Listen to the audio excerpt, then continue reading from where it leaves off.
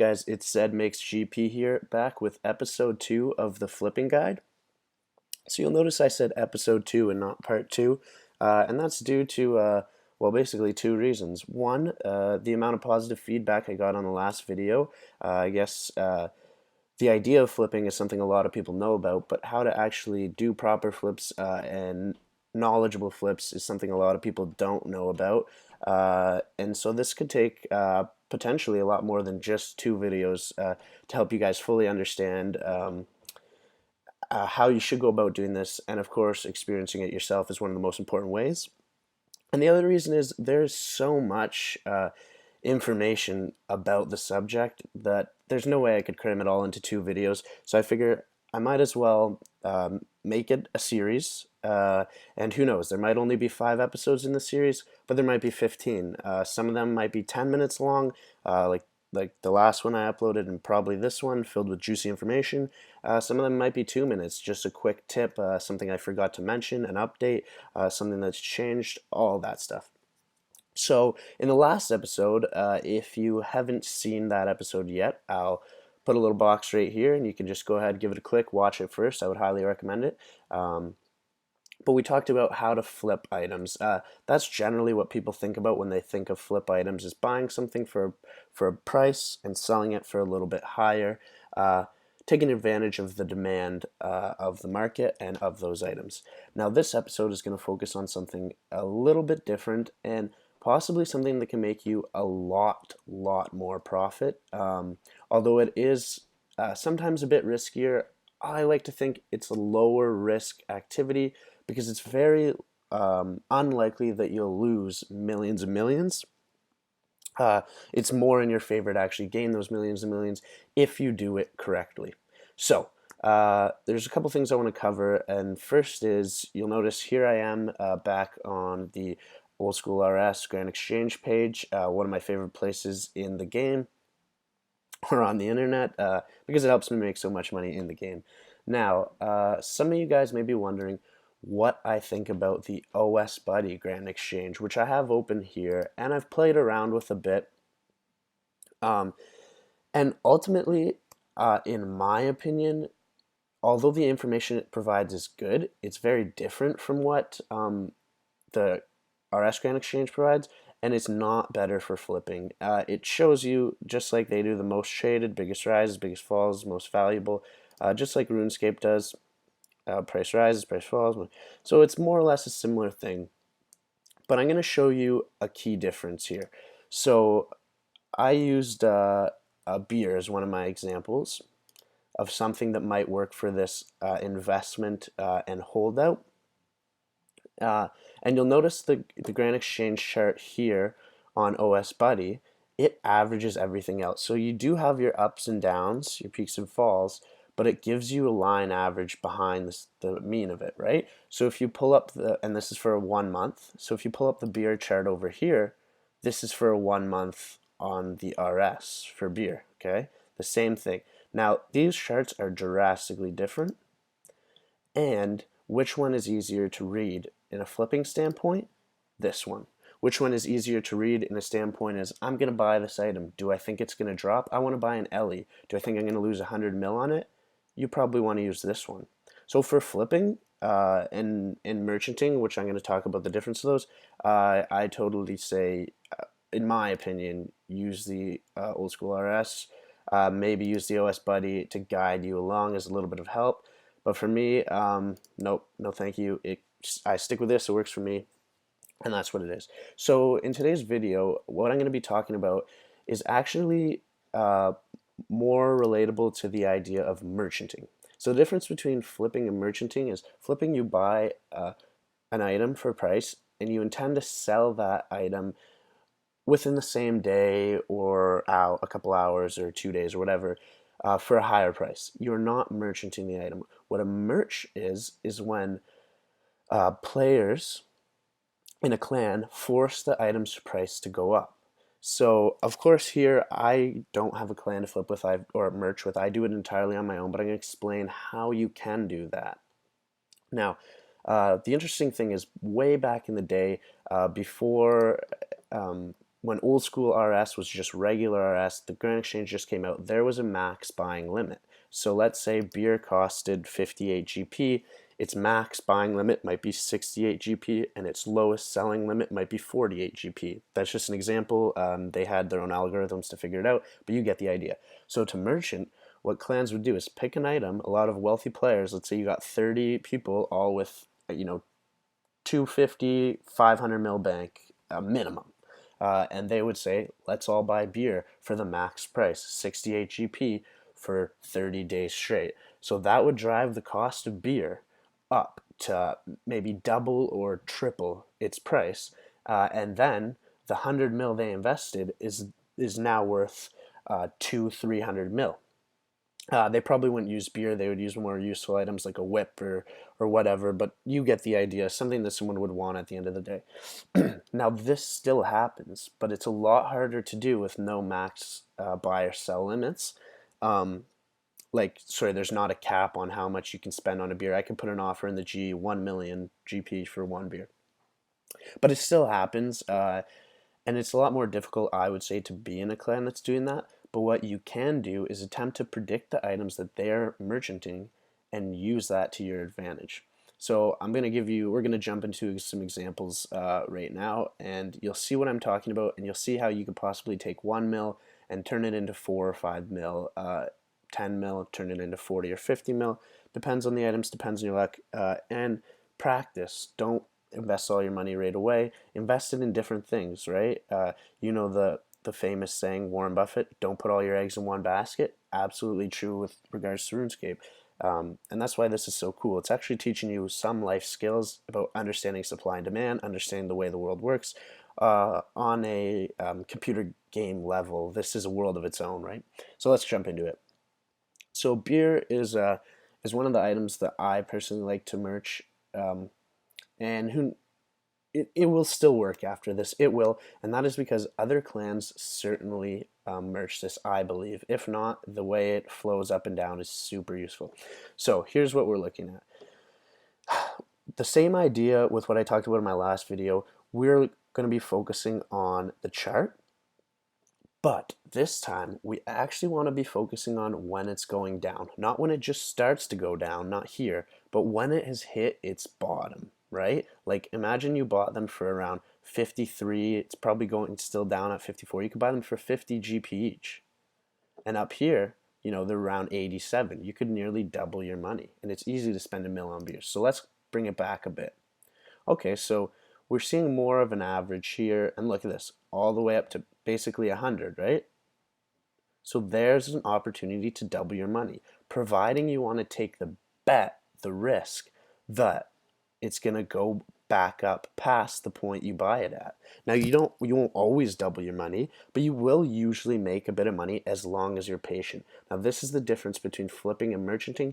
Merchanting, you are going to be holding the item for a while, at least a week, maybe two. I'm super patient the way I play the game, and what I do is I set some numbers in my head, I buy the items for that price, and then I slap them back in the Grand Exchange right away for the price I hope to sell them for, and wait up to 3 weeks or a month. And if it's not selling, I'll have to go back to the charts and see what I think I can get them for. So if we look at beers, they have this pattern a lot. Down, up, down, up, down, up, right? And look where they're sitting right now. 58 GP. I bet you, and I'm uploading this today, June 6th, I bet you could put an offer in for beers at 50 GP, maybe 55 GP. Even if you get cash back, that doesn't matter. That's better. That's just more of a profit. Buy, let's say 1,000 beers, okay? So 58 GP is going to only be 58K. Maybe you buy 10,000 beers, 580K on beers. And then you put them back in the Grand Exchange for 80 coins. So 1,000. Maybe it'll help if I get a calculator out for you guys to visualize. So if we bought, 10,000 beers at 55 GP, that's going to be 550K. Okay. Now we put those 10,000 beers back in the GE for let's say, let's be greedy, 90. We're going to wait it out. We're going to wait till they're hitting somewhere around here again, which they've done 3 times in the past 6 months, right? Um, so maybe you would go 85. They've hit 85 about 5 times in the past 6 months, so the longest you'd wait. But you get the idea. Anyways, you turn that 550K into 900K, nearly doubling your money. Now, the point of a merch is you hopefully want to do low risk, high reward. I choose inexpensive items for this reason. And you, again, remember what I talked about looking at the amount traded? Well, look at here. Around, I would say the average sits about around 20,000 beers a day. So if you bought 10,000 beers, I mean, you should have no problem selling them in one day. But what the hell happened here? December 31st, 125,000 beers bought. Let's correlate that with December over here. Wow, they peaked out. Okay, so actually looks like it dropped. So what probably happened is that person who bought a shit ton of beers sold them at this point for low, and they just drop, right? And they probably still made a killing because look, it never reached below 57, and imagine they bought them for 55, right? So the idea is to invest and hold. Now I know I've spent quite a bit of time on beers, but it's best you understand the way it works and then see the other examples that we might look at. So Dwarven Stout is another one that's possible. It came down from 92, up a little bit, but 1 month is a little bit harder to tell with these. So let's just have jump right to the 6 month chart. All over the place, right? As low as 78, it's at 100 right now. Something I wouldn't invest in. Something you might invest in if it gets down to around 80, because it could be going all the way up to 140. Again, almost doubling your money. How many's traded? Not as many as beers. We're looking probably on average about 2K a day. So let's see the Wizard Mind Bomb, something that actually has some use in the game. Well, would you look at that? Imagine you bought them down here. Now, this actually resembles something of what is probably a merch going on. So it would have been great had you bought them for this price, 54. Probably by the time they hit, right about here, 70, you could be selling them for 100 GP each. Now, let's see what their average is. Yep. Would you look at that? Imagine you bought them down here for 50, and at some point they reached around 140 again. You are literally tripling your money. If you put 30 mil or 30 mil, if you put 1 mil into it, you would get 3 mil back, potentially, right? And sometimes you have to start selling them for lower and lower. But the point is, it's less risk, high reward. The only way you can really lose money on this is if you have a terrible prediction. You buy these at 50 GP, all of a sudden they go down to 10 GP. You had no idea. How is that even possible? And you probably more or less just lost a mil. But at the end of the day, you're only losing a mil with the possibility of making, up to three. And the odds of that happening are incredibly low. It's only if, really, they get nerfed or something better comes out, do people panic, drop, and sell. And I'm actually going to talk about how you can capitalize on that when something gets nerfed with a little bit of higher risk, but also higher reward. So here we're looking at something that's probably a merch, because all these random, it's like, why do on an average day they sell less than 5K, but then here it's like, oh, 20, almost 30K, almost 30K, almost 30K, almost 20K. It jumps way up, right? So it's like someone is buying these for a purpose, probably doing what I'm talking about, or it's a clan potentially trying to manipulate the charts. So and I'm just using a bunch of these examples. I'm going to skip ahead to show you guys, like, look at that. That's probably a great one to invest in. So it's sitting at about 130 right now, and it's been above 320, right? So, more than doubling your money. How much is traded? Around 2K on average. Someone's obviously made some investments in this. At least that's what we can presume. So I'm going to get over the ale. We don't need to worry about those now. We're going to jump into TRs, which is actually something we saw on a price fall. So this is one of the times you can actually use this chart to think, okay, if this item has fallen so much recently, ask yourself, why has it fallen so much? So TRs I saw in there, airs in there somewhere, but no big deal. Why has it fallen so much? Has it been nerfed? Okay.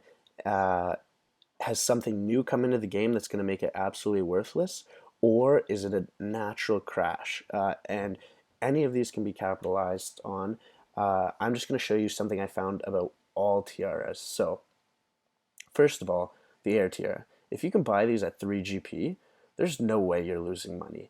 Uh, yeah, they might drop to 2 GP or 1 GP, but I can guarantee you if you leave them in long enough, you will sell them again at that price, um, even 4 GP, right? But let's look at the charts. They were once at 8 GP. So this is an item that I would say is worth investing heavily in. The only problem is you got to think about your buying limits. You got to think about how many you can get, right? But clearly they've gone up and down over the past 6 months. Now imagine you grab them for 2 GP and you sold them for 8 GP. Patience is a virtue, right?